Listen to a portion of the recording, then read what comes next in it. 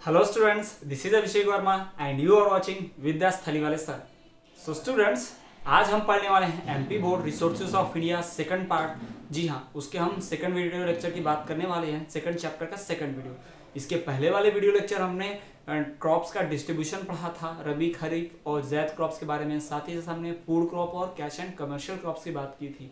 और तो और हमने भी पढ़ा था कि कैसे इंडियन एग्रीकल्चर इंडिया की इकोनॉमी में हेल्प करता है। इन सारी चीज़ों को बहुत डिटेल में पढ़ने के बाद चलिए आज हम पढ़ने वाले हैं टाइप्स ऑफ फार्मिंग और साथ ही साथ हम पढ़ेंगे सिस्टम ऑफ फार्मिंग के बारे में। तो आज का वीडियो बहुत ही ज़्यादा अमेजिंग और इंटरेस्टिंग होने वाला है, तो वीडियो के एंड तक बने रहिएगा। चलिए बिना किसी देरी के आज की इस अमेजिंग वीडियो को शुरू करते हैं।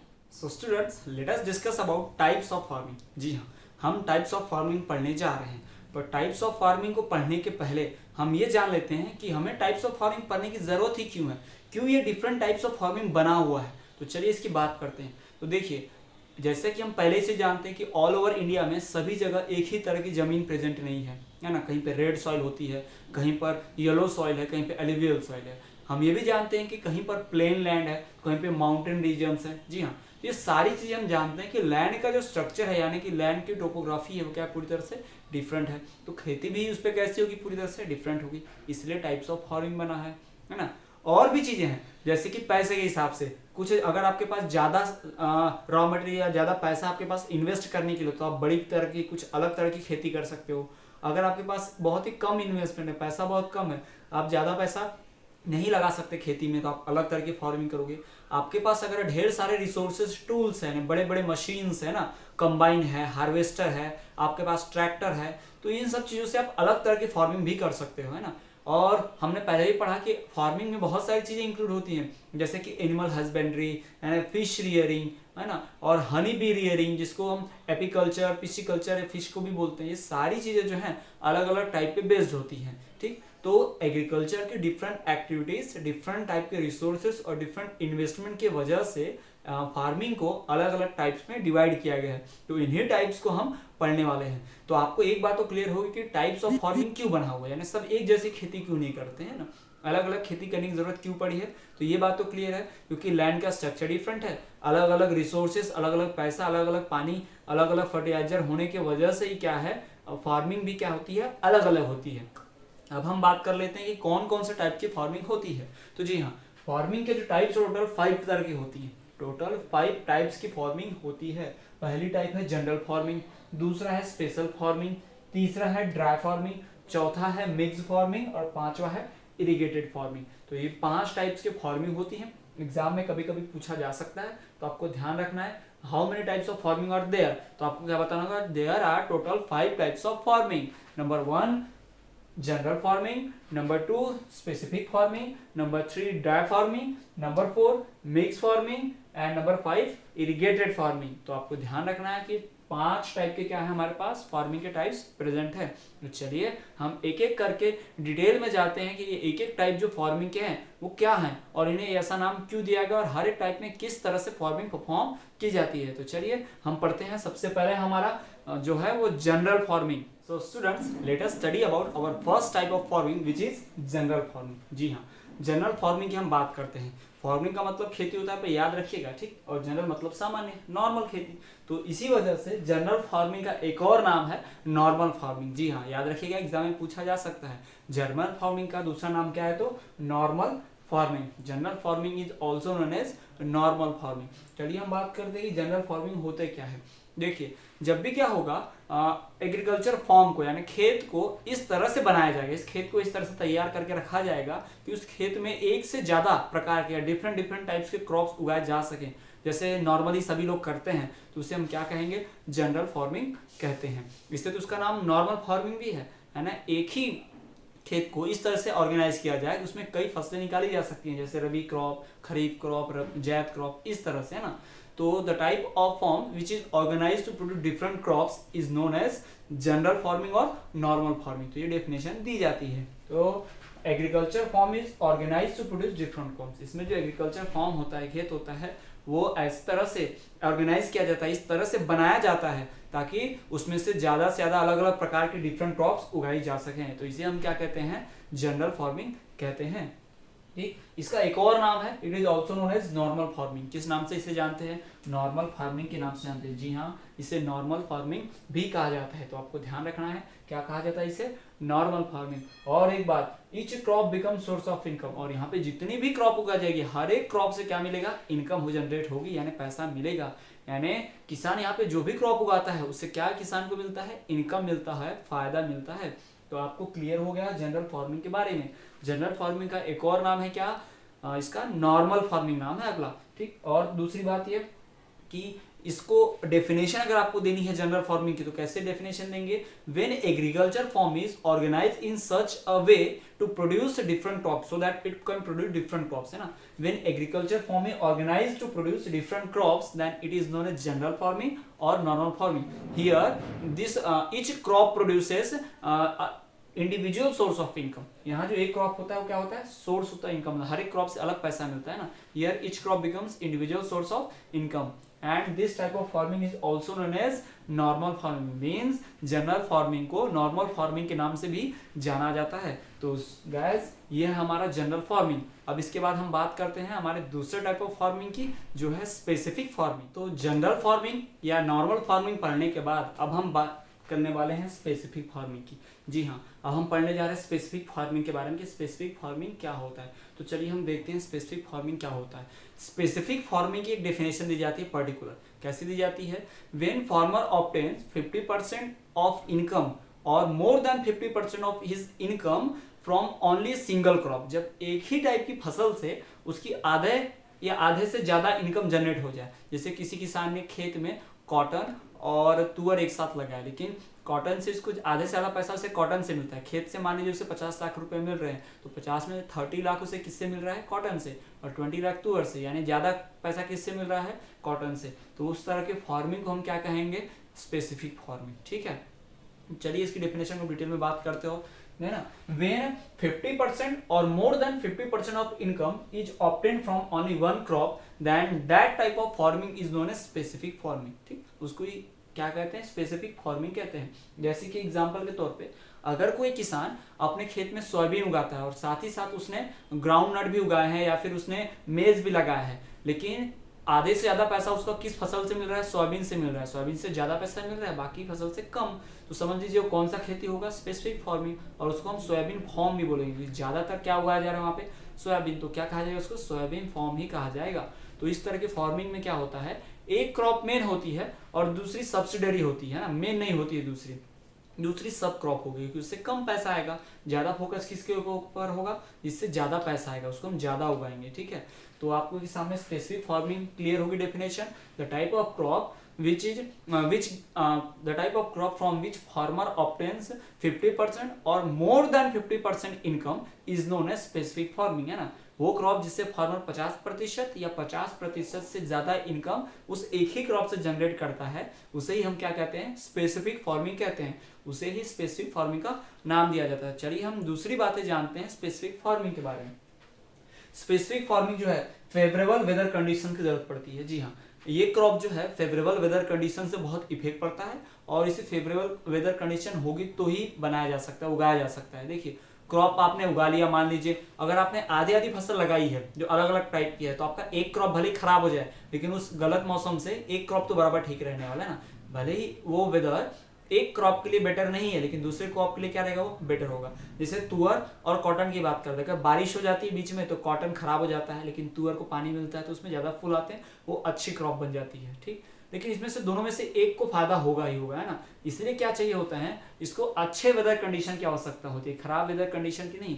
अच्छे वेदर कंडीशन से बहुत इफेक्ट पड़ता है, इसमें प्रोडक्शन बहुत ज्यादा बढ़ जाता है। ठीक, और दूसरी बात, ये जनरली डन नियर मार्केट, जहाँ पे बहुत बड़ी मार्केट, बहुत बड़ी कृषि मंडी होती है ना गवर्नमेंट की, वहीं पर की जाती है। क्योंकि ज्यादा फसल उगानी है तो ज्यादा फसल को ट्रैवल करने के लिए, ट्रांसपोर्ट करने के ज्यादा चार्ज भी नहीं आना चाहिए ना, वरना सारा प्रॉफिट तो वही खर्च हो जाएगा।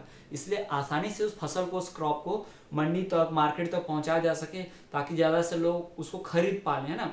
तो उसके लिए क्या करना पड़ेगा?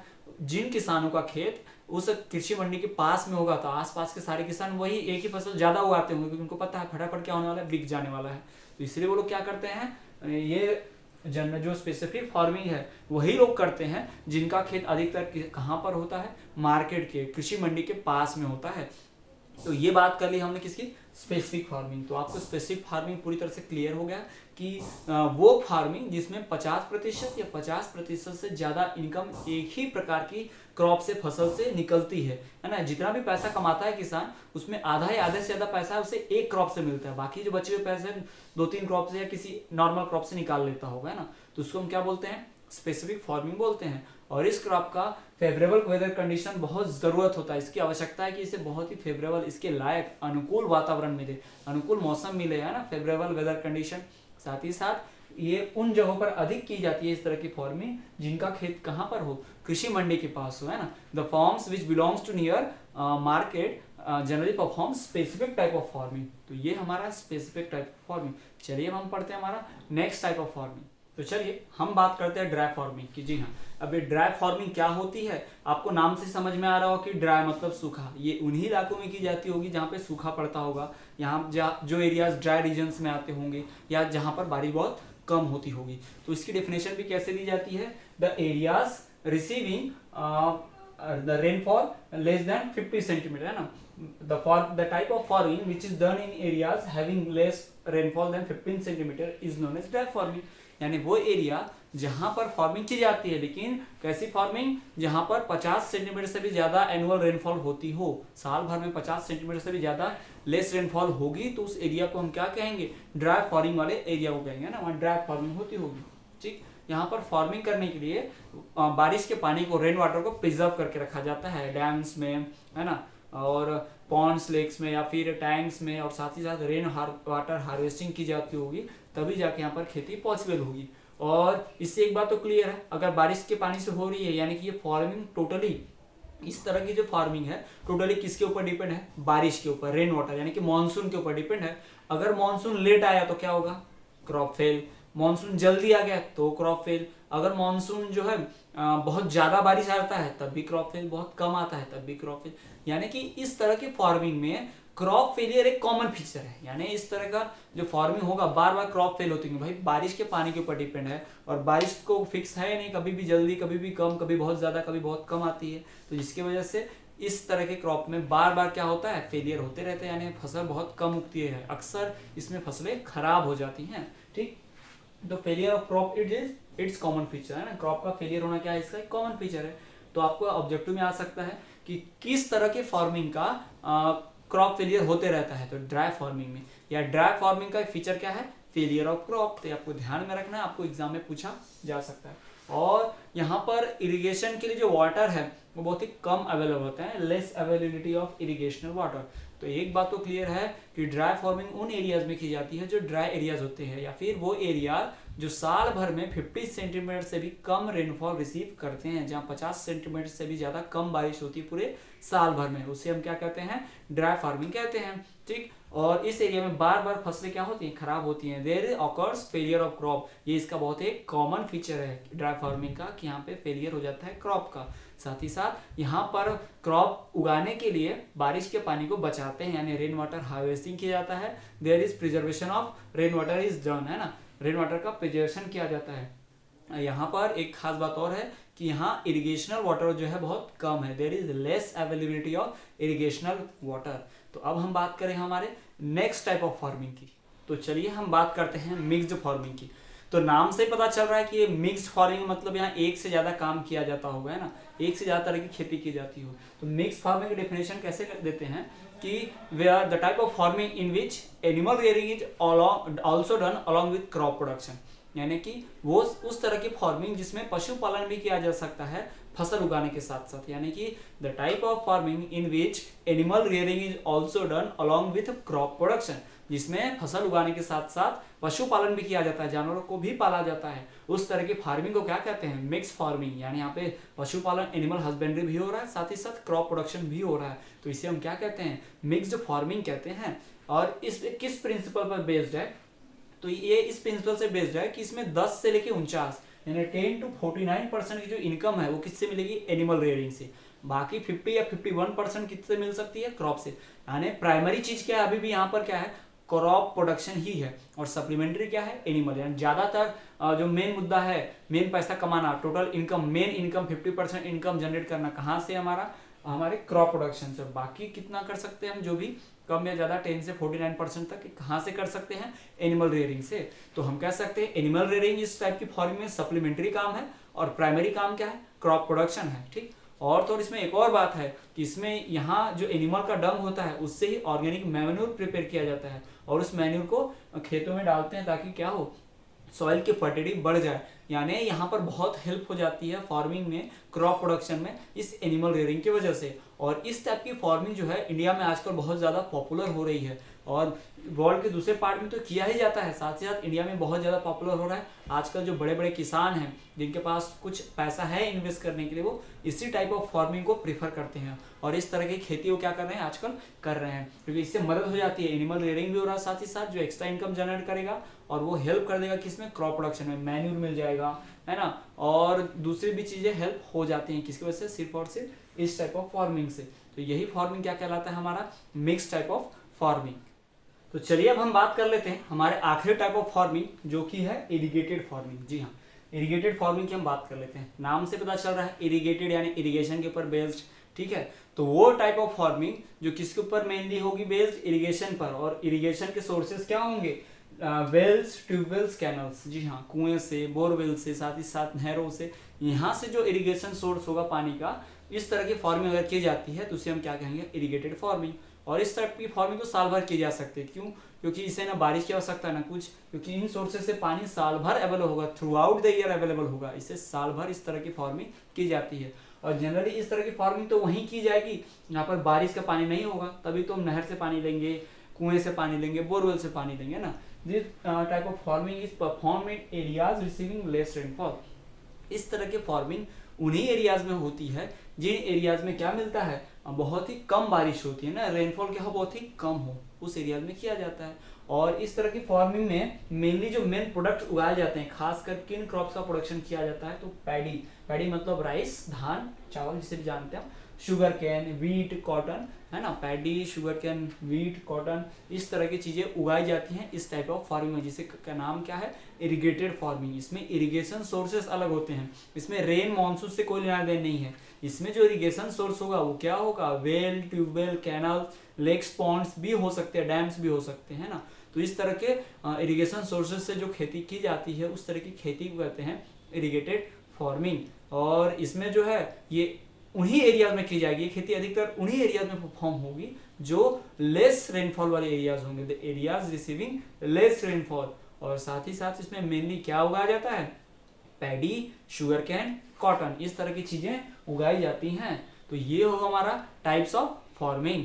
चलिए, टाइप्स ऑफ फार्मिंग पढ़ने के बाद अब हम बात करेंगे सिस्टम्स ऑफ फार्मिंग की। जी हाँ, टाइप्स ऑफ फार्मिंग हमने पढ़ा जिसके 5 टाइप थे, अब हम बात करने वाले सिस्टम्स ऑफ फार्मिंग की। जी हाँ, कौन से सिस्टम ऑफ फार्मिंग, तो आपके सामने प्रेजेंट है, individual farming, collective farming, cooperative farming, government farming, capitalistic farming. तो नाम पढ़ के आपको समझ में आ रहा होगा कि अलग अलग मेथड है फार्मिंग की। जी हाँ, तो सिस्टम ऑफ फार्मिंग क्यों पढ़ना है, जैसे टाइप्स ऑफ फार्मिंग पढ़ना था क्योंकि टोपोग्राफी, सॉइल, वेदर, ये सब डिफरेंट होता है, तो खेती भी अलग होती है, तो ये खेती का सिस्टम भी अलग कैसे होता है हम उसकी बात कर लेते हैं। तो क्यों पढ़ना है सिस्टम ऑफ फार्मिंग, देखिए अगर हम सिस्टम ऑफ फार्मिंग की बात करते हैं तो सिस्टम ऑफ फार्मिंग जो किसके ऊपर बेस्ड है, रिसोर्सेज के ऊपर, हमारे पास कौन से रिसोर्सेज हैं, साथ ही साथ उस लैंड का मालिक कौन है, ये डिपेंड करता है सिस्टम का। अगर लैंड का मालिक कोई और है, खेती और कर रहा है, तो उसको हम दूसरा टाइप तो दे नहीं सकते, खेती तो एक ही टाइप से होगी, लेकिन वो सिस्टम कौन सा है, दूसरा है। अगर जमीन का मालिक सारे लोग मिलकर हैं, बहुत सारे लोग हैं, तो अलग टाइप, अलग सिस्टम हो जाएगा फार्मिंग का। अगर जमीन का मालिक गवर्नमेंट है और वो किसी और लेबर को लाके खेती करवा रही, तो अलग सिस्टम है फार्मिंग का। तो सिस्टम ऑफ फार्मिंग जो बना हुआ है वो लैंड के ऑनरशिप के बेस के ऊपर बना हुआ है, और किस मेथड से हम खेती कर रहे हैं उसके ऊपर डिपेंड है, यानी method of agriculture and ownership of the land, इन दोनों के वजह से सिस्टम ऑफ फार्मिंग क्या होता है, डिफरेंट होता है। तो इन्हीं एक एक करके हम क्या कर रहे हैं, सिस्टम ऑफ फार्मिंग पढ़ना है। तो सिस्टम ऑफ फार्मिंग जो होते हैं वो भी टोटल 5 टाइप्स के होते हैं। कौन से 5 टाइप्स की, चलिए हम बात करते हैं। एक होता है इंडिविजुअल फार्मिंग, दूसरा होता है कलेक्टिव फार्मिंग, तीसरा है कोऑपरेटिव फार्मिंग, चौथा है गवर्नमेंट फार्मिंग, और पांचवा है कैपिटलिस्टिक फार्मिंग। तो ये 5 टाइप के फार्मिंग सिस्टम जो है हमारे पास प्रेजेंट है। तो चलिए हम एक एक करके बात करेंगे इन टाइप्स सिस्टम ऑफ फार्मिंग्स की। So students let us talk about collective farming and individual farming. जी हाँ, सबसे पहले हम इंडिविजुअल फार्मिंग और कलेक्टिव फार्मिंग की बात करेंगे। तो अगर हम इंडिविजुअल फार्मिंग की बात करते हैं, इंडिविजुअल का मतलब होता है एक अकेला व्यक्ति, पर्सनल, है ना। जब एक अकेला व्यक्ति अपने खेत पे अपने हिसाब से खेती करता है तो उस तरह की खेती को कहते हैं इंडिविजुअल फार्मिंग। इसमें क्या होता है, owner of the land self work, जो जमीन का मालिक होता है ना वो खुद ही काम करता है, उसका खेत है वो वर्क करता है। दूसरी बात, ऑन वे वर्किंग है, वो खुद की मर्जी से काम करता है, उसे कोई ऑर्डर देने वाला नहीं है, उसकी जो मन में आए, जिस तरह की फसल उगानी है, जिस तरह से खेती करनी है, जो जब जिस सीजन में लगाना है फसल, उस तरह से वो करता है काम, यानी he works in his own way. तो इसको कहते हैं इंडिविजुअल फार्मिंग। और तो और सेल्फ डिसीजन होता है इसमें, है ना, जो भी फैसला इससे लेना है, किस टाइप का क्रॉप उगाना है, फसल को कहाँ बेचना है, कितने लेबर्स रखने हैं, ये सारी चीजें जो हैं कौन डिसाइड करता है, वो इंडिविजुअल पर्सन खुद ही डिसाइड करता है, owner of the land decide करता है। तो इस तरह के फार्मिंग को कहते हैं क्या, इंडिविजुअल फार्मिंग कहते हैं। क्लियर है। अब हम बात करते हैं हमारे दूसरा टाइप ऑफ फार्मिंग की। जी हाँ, जो हमारा दूसरा टाइप ऑफ फार्मिंग है वो क्या है, कलेक्टिव फार्मिंग। तो हम बात करेंगे कलेक्टिव फार्मिंग की। तो ये जो कलेक्टिव फार्मिंग है वो नाम से आपको समझ में आएगा, कलेक्टिव यानी जमा करके एक साथ इकट्ठा होकर। जी हाँ, हमने इंडिविजुअल फार्मिंग में पढ़ा जमीन का मालिक एक ही होता है, वो अकेले काम करता है। जबकि कलेक्टिव फार्मिंग में क्या होता है, कई लोग मिलकर क्या करते हैं, ग्रुप बना के, जैसे मान लेते हैं 2-3 लोग हैं, वो अपना खेत आपस में यूनाइट करते हैं और वो 2-3 लोग मिलके एक साथ टीम बनाते हैं, एक सोसाइटी बनाते हैं, कमिटी बनाते हैं और कुछ पैसा डालते हैं। जैसे सबने मिलके 50-50 हज़ार रुपए डाले और क्या किया, उससे फिर खेती किया, फिर खेती में जो प्रॉफिट हुआ उसको फिर से इक्वल बांट में पूरा बांट लिया ना। 3 लोगों ने मिलके खेती की, 3 लोगों ने मिलके मेहनत की, तीनों लोगों के डिसीजन बनेंगे मिलके, तीनों लोगों की मेहनत होगी और जो प्रॉफिट होगा वो तीनों में बट जाएगा, तीनों में शेयर हो जाएगा। तो इस टाइप की फार्मिंग को क्या कहते हैं, कलेक्टिव फार्मिंग कहते हैं। इसमें क्या होता है, जो रिसोर्सेस होते हैं are under society, the resources are kept under society. Tractor, बीज, खाद, ये सारी चीजें जो होंगी ये सब कुछ क्या होंगे, सोसाइटी के अंडर होंगे। इसका मालिक कोई एक नहीं होगा, पूरे तीनों लोग मिला के होंगे, है ना। और दूसरा कमिटी एंड टीम वर्क, इसमें सब लोग मिलके काम करते हैं, इसमें कमिटी बनाई जाती है, सब वर्क को मॉनिटर करेगा। एक अकेले का डिसीजन नहीं चलता, सबके मर्जी से, सबके फैसले को सुनने के बाद, सबकी राय लेने के बाद डिसीजन लिया जाता है। ठीक, तो इसमें कमिटी और टीम वर्क होता है, यानी सब मिलजुल के एक साथ काम करते हैं, तब जाके इस तरह की फार्मिंग को हम क्या कहते हैं, कलेक्टिव टाइप ऑफ फार्मिंग करते हैं। तो ये हो गया हमारा इंडिविजुअल टाइप ऑफ फार्मिंग और कलेक्टिव टाइप ऑफ फार्मिंग। और चलिए अब हम बात करते हैं हमारे अगले नेक्स्ट टाइप ऑफ फार्मिंग्स की। So let us talk about other 2 systems of farming that are cooperative farming and government farming. जी हाँ, अब हम बात करने वाले हैं हमारे तीसरे और चौथे सिस्टम ऑफ फार्मिंग की, जो कि है कोऑपरेटिव फार्मिंग और है गवर्नमेंट फार्मिंग। तो चलिए हम बात करते हैं एक एक करके, पहले कोऑपरेटिव फार्मिंग की। तो कोऑपरेटिव फार्मिंग क्या होता है, कोऑपरेटिव फार्मिंग मतलब कोऑपरेटिव यानी सहयोग से चलने वाला, एक दूसरे की हेल्प से, है ना। इसमें सारे लोग जो ग्रुप बनाते हैं, कम्युनिटी बनाते हैं, एक दूसरे की हेल्प करते हैं सारे काम में। ठीक, और तो और इसमें जो खेत होता है वो किसान का ही रहता है। जैसे कुछ लोग आए और उन्होंने आपको बोला कि आपका खेत पे हम खेती करेंगे, खेत के मालिक आप ही रहो, आप भी हेल्प करो खेती में, हम भी हेल्प करेंगे, लेकिन जो प्रॉफिट होगा आधा आधा शेयर कर लेंगे और जमीन के मालिक आप ही रहोगे, खेत आपके पास ही रहेगा ना, हम बस खेती करेंगे आके, क्योंकि हमारे पास खेत नहीं है तो हम आधा आधा बांट लेंगे, प्रॉपर शेयर बढ़ जाएगा। तो इस तरह की फार्मिंग को क्या कहते हैं, कोऑपरेटिव फार्मिंग करते हैं। कोऑपरेटिव मतलब हेल्प है ना, कलेक्टिव रिसोर्सेस होते हैं, सारा चीज जो होता है कलेक्टिव होता है, सबका मिला के होता है सामान, बस खेत है उस किसान का रहता है, बाकी सारी चीजें मिलजुल के रहती है ना। इसमें कॉपरेशन एक्टिविटीज चलती है, यानी हर काम में, खेत की बुआई हो, हार्वेस्टिंग हो, सोइंग हो, हर काम में सब मिल के हेल्प करके चलाएंगे, इसलिए तो इसका नाम है कोऑपरेटिव, है ना। और तीसरा जो है इसमें लैंड रिमेन्स ऑफ फार्मर, और इसमें जो जमीन होती है, जो खेत होता है वो किसका रहता है, किसान का ही रहता है। इसमें जमीन का कोई बंटवारा नहीं है, क्योंकि पहले भी नहीं था और बाद में भी नहीं रहने वाला है, उनके साथ ही रहने वाला है जमीन। ठीक, तो ये हो गया कोऑपरेटिव टाइप ऑफ फार्मिंग। तो कोऑपरेटिव टाइप ऑफ फार्मिंग आपको क्लियर हो गया होगा कि कोऑपरेटिव टाइप ऑफ फार्मिंग में जो जमीन होती है वो किसान के पास ही रहती है, land remains secured for farmer. दूसरी बात कि इसमें जो रिसोर्सेस होते हैं वो कोऑपरेटिव होते हैं, यानी सारे रिसोर्सेस के ऊपर बीज होगा, खाद होगा, जो भी चीज होगा उस सबके मालिक सब मिलके रहेंगे, सिर्फ लैंड का मालिक जिसका लैंड था उसी का रहेगा पहले ही। ठीक, हमारे पास लैंड नहीं, इसलिए हम दूसरे के पास खेती करने गए ना, तो खेत थोड़ी मालिक बनेंगे हम उसके, सिर्फ खेत में से फसल होगी उसके मालिक बनेंगे, उसका शेयर लेंगे। और इसमें जो भी एक्टिविटीज होती हैं, जो भी काम होता है वो एक दूसरे की हेल्प से, एक दूसरे की मदद से, एक दूसरे के कोऑपरेशन से किया जाता है। तो इस टाइप की फार्मिंग को क्या कहते हैं, कोऑपरेटिव फार्मिंग कहते हैं। तो चलिए अब हम पढ़ते हैं हमारा नेक्स्ट टाइप ऑफ फार्मिंग, जो कि है गवर्नमेंट फार्मिंग। ये नाम से पता चल रहा होगा, इसमें असिस्ट कौन करता होगा, हेल्प कौन करता होगा, गवर्नमेंट। जी हाँ, इसमें क्या होता है, गवर्नमेंट मैनेजेस ऑल एक्टिविटीज। इसमें फार्मिंग से रिलेटेड जितनी भी एक्टिविटी होंगी, लेबर लाना, लेबर ढूंढना, लेबर का पेमेंट देना, खाद लाना, बीज देना, हार्वेस्टिंग करना, सोइंग करना, स्टोर करना, मार्केट तक बेचना, ये सारी एक्टिविटीज कौन मैनेज करेगा, गवर्नमेंट मैनेज करेगी, है ना। वो फार्मिंग, वो सिस्टम ऑफ फार्मिंग जिसमें सारी एग्रीकल्चर रिलेटेड एक्टिविटीज कौन मैनेज करेगा, गवर्नमेंट, उससे हम कहेंगे गवर्नमेंट फार्मिंग कहेंगे, गवर्नमेंट सिस्टम ऑफ फार्मिंग कहेंगे। और तो और इसमें जो कैपिटल है, पैसा लगता है खेती चलाने के लिए वगैरह, इन सब के लिए भी कौन देता है पैसा, गवर्नमेंट ही देती है। बस प्रॉफिट में शेयर जिसका खेत होता है, जिसका लैंड होता है, वो रख लेता है, या फिर जो पर्सन इसमें लेबर्स काम में लगे होते हैं उन्हें पेमेंट मिलता है, उन्हें वेजेस मिलती हैं। तो इस तरह के सिस्टम को क्या कहते हैं, गवर्नमेंट फार्मिंग कहते हैं। तो ये हमारे सामने कोऑपरेटिव फार्मिंग और गवर्नमेंट फार्मिंग। चलिए अब हम पढ़ते हैं हमारा last type of farming, that is system of farming. चलिए अब हम बात करते हैं हमारे लास्ट सिस्टम ऑफ फार्मिंग की, जो है कैपिटलिस्टिक सिस्टम ऑफ फार्मिंग। जी हाँ, कैपिटलिस्टिक सिस्टम ऑफ फार्मिंग। तो नाम से ही आपको पता चल रहा होगा, कैपिटलिस्टिक है यानी कि कैपिटल है यानी कि पैसा, यानी सारा जो फार्मिंग है ये वाला, ये किसके ऊपर बेस्ड होगा, पैसे के ऊपर, कैपिटल के ऊपर पूरी तरह से क्या होगा, डिपेंड होगा। इसमें मेन जो इंग्रेडिएंट या कंपोनेंट होगा, क्या करना होगा, एक्टिविटी पैसा लगाना ही होगा। इसमें होता क्या है, चलिए हम इस कैपिटलिस्टिक सिस्टम ऑफ फार्मिंग की बात करते हैं।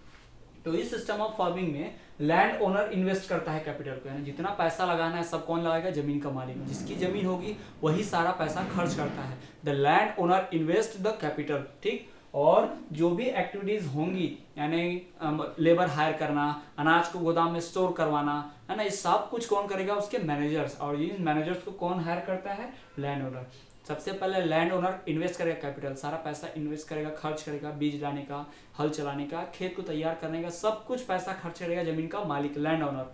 वो क्या करेगा, इन सब एक्टिविटीज के लिए पैसा खर्च कर देगा, लेकिन किनके थ्रू करवाएगा सारा काम, मैनेज करने का काम किसका होगा, इन एक्टिविटीज को कंट्रोल करना, मैनेज करना, सुपरवाइज करना कौन करेगा, मैनेजर्स, है ना। उसके जो मैनेजर्स होंगे वो परफॉर्म करेंगे सारी एग्रीकल्चर रिलेटेड एक्टिविटीज को कंट्रोल करेंगे।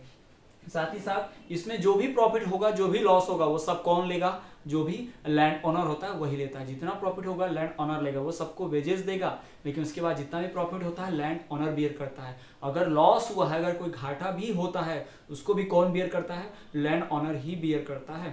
तो इस तरह की जो फार्मिंग होती है बहुत लार्ज स्केल पे की जाती है, यानी जब बहुत सारी जमीन हो, बहुत सारा एग्रीकल्चर लैंड हो, तो उस पे जो खेती परफॉर्म होती है उसको कहा जाता है कैपिटलिस्टिक फार्मिंग। यानी बड़े से बड़े खेत को, ज़्यादा से ज़्यादा लैंड को अगर खेती करना है तो बड़े बड़े रिसोर्सेज चाहिए, यानी बड़े बड़े एग्रीकल्चर टूल्स चाहिए, हार्वेस्टर चाहिए होगा, ट्रैक्टर्स चाहिए होंगे ढेर सारे, है ना। यानी ज़्यादा से ज़्यादा एडवांस टूल की ज़रूरत पड़ेगी, और इन सबको मैनेज के लिए ढेर सारे मैनेजर भी चाहिए होंगे, जो हर एक्टिविटी को क्या करें, संभाल पाए, है ना, हिसाब किताब रखें, है ना, डॉक्यूमेंटेशन करें, ये सारी चीज़ें वो करेंगे कौन, मैनेजर्स। लेकिन पैसा कौन इन्वेस्ट करता है, पूरा कैपिटल कौन इन्वेस्ट करता है, लैंड ओनर इन्वेस्ट करता है। वो एक्टिविटीज परफॉर्म नहीं करता, वो एक्टिविटीज को कंट्रोल करने के लिए मैनेजर सकता है। ये मैनेजर्स भी एक्टिविटी परफॉर्म नहीं करते, ये मैनेजर्स एक्टिविटीज को कंट्रोल करते हैं। ये मैनेजर ही लेबर हायर करते हैं, उनको पेमेंट देते हैं, और ये सारी चीजें करते हैं कौन, मैनेजर्स। और जो भी ये सब होने के बाद जितना भी प्रॉफिट होगा, लॉस होगा, इन सबको कौन बेयर करेगा, लॉस कौन झेलेगा, प्रॉफिट भी कौन, फायदा भी कौन उठाएगा, लैंड ओनर, जिसकी क्या है, जमीन है। जाहिर सी बात है वो सारा कैपिटल इन्वेस्ट कर रहा है, तो सारा फायदा भी कौन लेगा, लैंड ओनर ही लेगा। तो ये है हमारा system of farming. So students, आज के वीडियो लेक्चर हमने बात की टाइप्स ऑफ फार्मिंग की। जी हाँ, हमने 5 टाइप्स ऑफ फार्मिंग पढ़े, और साथ ही साथ उसके बाद हमने पढ़ा सिस्टम ऑफ फार्मिंग, जिसमें हमने 5 टाइप के सिस्टम्स के फार्मिंग भी पढ़े। इसके पहले वाले वीडियो लेक्चर में हमने पढ़ा था इंडियन एग्रीकल्चर का कंट्रीब्यूशन क्या है इंडियन इकोनॉमी में, और हमने पढ़ा था जो क्रॉप्स होते हैं उनका क्लासिफिकेशन, जिसमें हमने पढ़ा कि क्रॉप्स का क्लासिफिकेशन, डिस्ट्रीब्यूशन जो है 2 टाइप पे किया जाता है। एक तो है सीजन के अकॉर्डिंग, और दूसरा होता है स्टडी के अकॉर्डिंग। सीजन के अकॉर्डिंग क्रॉप्स के 3 टाइप होते हैं, खरीफ, रबी और ज़ैद। और स्टडी के बेस पे जो क्रॉप्स होते हैं वो 2 टाइप के होते हैं, फूड क्रॉप्स, और दूसरा जो है कैश एंड कॉमर्शियल क्रॉप्स। तो आज के वीडियो लेक्चर में इतना ही। आगे का जो है हम अपने आने वाले नेक्स्ट वीडियोस में पढ़ेंगे। हम उसमें पढ़ने वाले हैं कि ग्रीन रिवोल्यूशन क्या होते हैं, जो रिवोल्यूशन से यानी गवर्नमेंट में जो कंट्रीब्यूशन किया है खेती को बढ़ाने के लिए, एग्रीकल्चर को इम्प्रूव करने के लिए गवर्नमेंट की जो वर्क है, गवर्नमेंट एजेंसीज ने क्या कंट्रीब्यूट किया है, कैसे गवर्नमेंट ने पर्टिकुलर क्रॉप का प्रोडक्शन बढ़ाने के लिए, जैसे कि yellow revolution, white revolution, milk, है ना, इन सब चीज़ों को बढ़ाने के लिए गवर्नमेंट ने क्या काम किया, उन सब के बारे में पढ़ेंगे। साथ ही साथ इन स्कीम्स, इन रिवोल्यूशन के बारे में हम डिफरेंस भी पढ़ेंगे। यहाँ से हमारे चैप्टर का कोर टॉपिक शुरू होता है और इससे बहुत एग्जाम में चांसेस है कि एग्जाम में पूछा जाए क्वेश्चन, ज़्यादा से ज़्यादा क्वेश्चन पूछे ही जाते हैं। तो आपको ध्यान रखना है और वीडियो को इसी तरह इंटरेस्ट के साथ देखते रहना है। एंड तक हर वीडियो देखिए और जो भी डाउट हो आपको, वो डाउट्स को कमेंट कीजिए। आपके डाउट्स को हम क्लियर करने की कोशिश करेंगे। तो देखते रहिए विद्यास्थली वाले सर।